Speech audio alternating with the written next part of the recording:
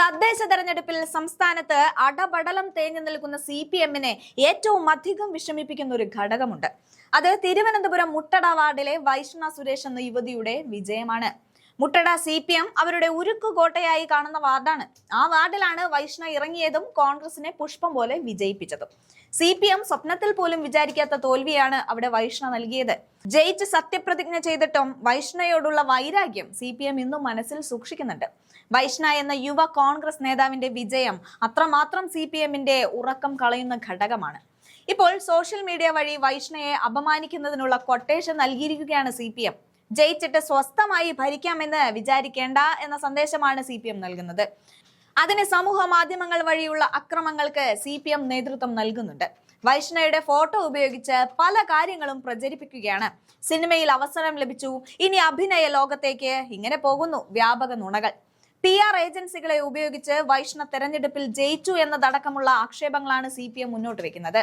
ഇതിനെതിരെ രൂക്ഷ വിമർശനവുമായി മുന്നോട്ട് വന്നിരിക്കുകയാണ് വൈഷ്ണ സുരേഷ്.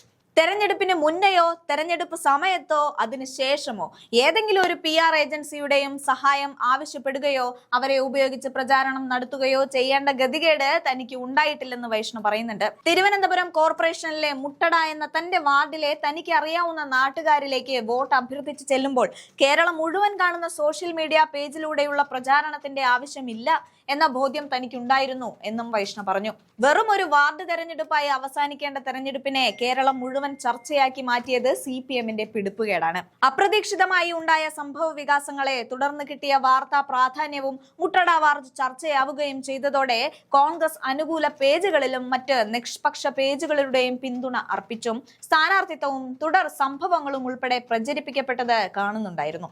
അതിന് പിന്നിൽ LDF ഭരണത്തെ വെറുക്കുന്നവരും UDF-നെ പിന്തുണയ്ക്കുന്നവരുമാണ്.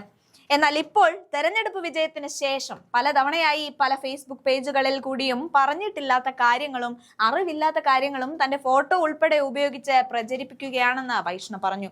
ഈ കാര്യം നിരവധി സുഹൃത്തുക്കൾ തന്റെ ശ്രദ്ധയിൽപ്പെടുത്തുകയും അനവധി ചോദ്യങ്ങൾ ഉണ്ടാവുകയും ചെയ്ത സാഹചര്യത്തിലാണ് വിശദീകരണവുമായി വന്നിരിക്കുന്നതെന്നും വൈഷ്ണ പറയുന്നുണ്ട്. പോസ്റ്ററിലെ ലോഗോ മാത്രം മാറ്റം വരുത്തി ഒരേ ഉള്ളടക്കമുള്ള ഒരേ വിഷയങ്ങൾ പല പേജിൽ നിന്നുമായി പോസ്റ്റ് ചെയ്യുന്നതിലൂടെ ഇതിന് പിന്നിൽ ഒരു ശക്തി പ്രവർത്തിക്കുന്നുണ്ട് എന്ന കാര്യത്തിൽ സംശയമില്ല. ഇനി സിനിമയിലേക്ക് എന്നാണ് ചില സൈബർ ഹാൻഡിലുകൾ പ്രചരിപ്പിക്കുന്നതെങ്കിൽ തദ്ദേശ തെരഞ്ഞെടുപ്പിലെ പാർട്ടികളുടെ പ്രകടനത്തെ പറ്റിയുള്ള വിശകലനമാണ് മറ്റൊരു വിഷയം. BJP-യെ പോലുള്ള ഒരു പ്രസ്ഥാനത്തിന്റെ വളർച്ചയും തിരുവനന്തപുരം കോർപ്പറേഷനിൽ അവർ അധികാരത്തിലേക്ക് എത്തുന്ന സാഹചര്യത്തെയും വളരെ ഗൗരവത്തോടെയാണ് നോക്കിക്കാണുന്നത്.